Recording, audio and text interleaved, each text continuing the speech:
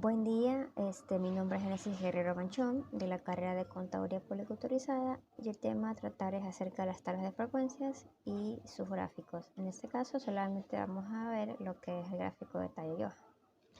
Pues bien, en primer lugar vamos a ver lo que es una tabla de frecuencias, su concepto. Pues bien, las tablas de frecuencias son tablas donde se representan los datos estadísticos que están bien organizados y distribuidos según su frecuencia. Aquí, frecuencias en estadística quiere decir las veces que se repitan los datos en una muestra. Las tablas de frecuencias es una herramienta que permite la realización de gráficos o diagramas estadísticos de una forma más fácil. Ahora bien, ¿qué tipos de frecuencia existen? Pues bien, vamos a ver alguna de ellas. Lo que es frecuencia absoluta, que es el número de veces que un dato se repite dentro de un conjunto de datos. También la forma de obtener la frecuencia absoluta no es otra que contando las veces que aparece el dato dentro de un conjunto de datos.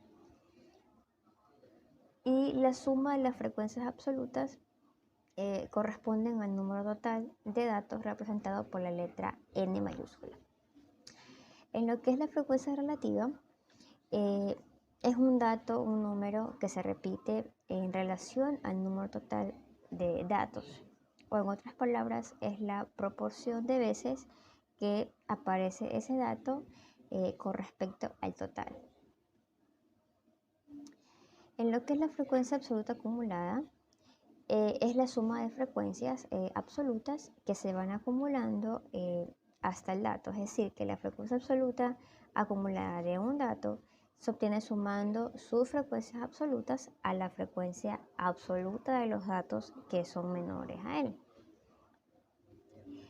La frecuencia relativa acumulada es el mismo concepto que la frecuencia absoluta acumulada, o sea, se representa con las siglas NI y esto se puede entender como cociente entre la frecuencia absoluta acumulada para cada dato entre el número de datos totales. Ahora, en lo que respecta a la clasificación, tenemos que las tablas de frecuencia se clasifican según la cantidad de elementos o el tipo de variable que se tenga. Tenemos para datos agrupados, que es cuando el número de elementos es muy extenso y hay necesidad de colocarlos en intervalos o en clases. Para datos no agrupados, cuando el número de datos es pequeño y no requiere intervalos. Para variables cualitativas, en donde se pueden emplear un código numérico para identificarlas con el mismo nombre. Y para variables cuantitativas, que es la que más se emplea, y con esos datos se pueden realizar diferentes gráficos. Ahora bien, nuestra distribución de frecuencias o tabla de frecuencias nos permite resumir los datos en una tabla que recoge, ejemplo, los valores de la variable o modalidad de atributo, la frecuencia absoluta o número de veces que aparece cada valor o modalidad en la muestra, porcentajes de veces que aparece cada valor de la variable o modalidad del atributo sobre el total de las observaciones, el porcentaje válido calculado sobre el total de las observaciones, excluidos los valores perdidos, porcentaje acumulado hasta cada uno de los valores de la variable ordenados de menor a mayor. Este porcentaje tiene una interpretación solo en casos en que la variable sea susceptible de medida por lo menos en una escala ordinal. Ahora bien, si hablamos de la distribución de frecuencias agrupadas, aquí esta tabla se emplea si las variables toman un número grande de valores o la variable es continua. Aquí lo que hace es agruparse los valores en intervalos que tengan la misma amplitud denominados clases y a cada clase se le asigna su frecuencia correspondiente. Aquí tenemos lo que es límite de clase, amplitud de clase y marca de clase. En lo que respecta a los límites de la clase, aquí cada clase está delimitada por el límite inferior de la clase y el límite superior de la clase. En lo que es la amplitud de clase, es la diferencia entre el límite superior y el límite inferior de la clase. Y la marca de clase, que es el punto medio de cada intervalo y que este valor representa a todo el intervalo para el cálculo de algunos parámetros. Que en este caso, la marca de clase tiene una pequeña fórmula que es límite superior de la clase menos el límite inferior de la clase, y eso se divide para 2. Ahora bien, en lo que respecta a los gráficos, tenemos lo que es el gráfico de tallo y hoja. Pues bien, este semigráfico, se puede decir, nos permite representar la distribución de una variable cuantitativa. O sea, cabe recalcar de que aquí trabajamos solamente con datos numéricos, entonces por eso es la variable cuantitativa. Eso consiste en separar cada dato en el último dígito, que se va a denominar hoja, y las cifras delanteras restantes que van a formar nuestro tallo. Ejemplo, si tenemos el número 16, el 1 va a ser nuestro tallo y el 6 va a ser nuestra hoja. Y así, si tenemos este número, por ejemplo, de 3, 163, lo mismo, cogemos los dos primeros dígitos, en este caso, como nuestro tallo, y el 6, la unidad, el último dígito que queda, como nuestra hoja. Esto es especialmente útil para conjuntos de datos de tamaño medio, más o menos entre 20 y 50 elementos, y que sus datos no se agrupan alrededor de un único tallo.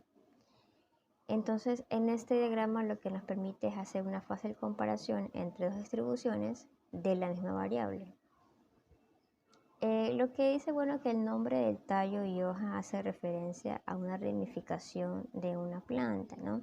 Siendo los dígitos delanteros que marcan como nuestro tallo y el número final que viene a ser nuestra hoja. Ahora, ¿cómo construimos ese diagrama de tallo y hoja? Bueno, en primer lugar tenemos que ordenar nuestros datos. Luego de eso, si tenemos datos con decimales, tenemos que redondearlos. No podemos trabajar con decimales, sino que tenemos que trabajar con números enteros, con números redondeados. Y pues por último, tenemos que realizar una tablita donde tenemos que separar la columna de tallos y la columna de hojas. Bien, para poder explicar mejor nuestro diagrama de tallo y hoja, vamos a explicar con dos pequeños ejemplos. Primero aquí tenemos una tablita con la edad de 20 personas. Tenemos aquí 36, 25, 37, etc. Siendo n nuestro total de datos, que en este caso son 20. Entonces, para poder construir nuestra tablita de tallo y hoja, primero procedemos a ordenar los datos. Luego de ordenar los datos, comenzamos a encontrar nuestros tallos. Recordemos de que para el tallo debemos coger tanto decena o centena, según como nos indiquen nuestros datos. Y la unidad que viene a representar nuestra hoja, siempre va a ser la unidad. Entonces, en este caso tenemos 2, 3, 4. Esos son los tallos que nos indican aquí en nuestra tablita. En este caso el 2, tenemos aquí el 20. Tenemos 3, tenemos aquí 33, 31. Y el 4 tenemos aquí 41, 40. Entonces, optamos por coger nuestro primer dígito como nuestro tallo. En este caso el 2, tenemos aquí el 20, cogemos el 2 y lo pasamos a nuestro tallo. Así mismo hacemos con el 3, tenemos aquí el 31 y el 4 que tenemos aquí el 40. Entonces esos van a ser nuestros tallos. Ahora para las hojas, lo que hacemos es contar las hojas que tienen nuestros tallos. Por ejemplo, para el tallo número 2 tenemos el 0, porque tenemos aquí el número 20. Tenemos el 3, que está acá. Tenemos el 4. Aquí cabe recalcar que las veces que se repitan nuestras hojas tenemos que plasmarlos en nuestro diagrama. Como en este caso tenemos aquí en nuestro tallo número 2 tenemos 3 veces 4, tenemos aquí 24, acá también tenemos 24 y por acá también tenemos 24. Entonces, como son 3 veces que se repite nuestro número 4, las 3 veces tenemos que plasmarlas aquí en nuestras hojas. Y también tenemos el número 25, en este caso cogemos el 5 como nuestra hoja, y el 29, el 9, ¿no? En este caso de la unidad la cogemos como nuestra hoja. Y así procedemos sucesivamente con los demás tallos. Entonces, cabe recalcar, como indiqué, que las veces que se repita nuestra unidad en esos tallos se deben colocar. Como segundo ejemplo, aquí tenemos, dice que en las pruebas médicas de un instituto se toma la altura de los 40 alumnos en una clase y que el médico está interesado en representar gráficamente la variable y opta por el diagrama de tallo y hoja. Entonces aquí lo que se hizo es ordenar en la tabla la altura de los 40 alumnos. En este caso no se redondea, ¿no? Porque sí se puede hacer el diagrama con 3 dígitos. Acordémonos que así sean de 2, 3, 4 dígitos, la unidad siempre va a ser nuestra hoja y los números restantes van a ser nuestros tallos. Como aquí tenemos 3 dígitos, lo que hacemos es coger los 2 primeros dígitos como nuestros tallos, como nos indica acá el diagrama que ya está hecho, y nuestras hojas que van a ser las unidades. Como ven, aquí tenemos, por ejemplo, el tallo número 14. Tenemos aquí 145, 147, 149. Ya, entonces aquí tenemos su tallo como número 14 porque tenemos que coger los 2 primeros dígitos. Y la unidad que viene a ser la hoja, en este caso 145, el número 5 lo trasladamos a nuestra hoja.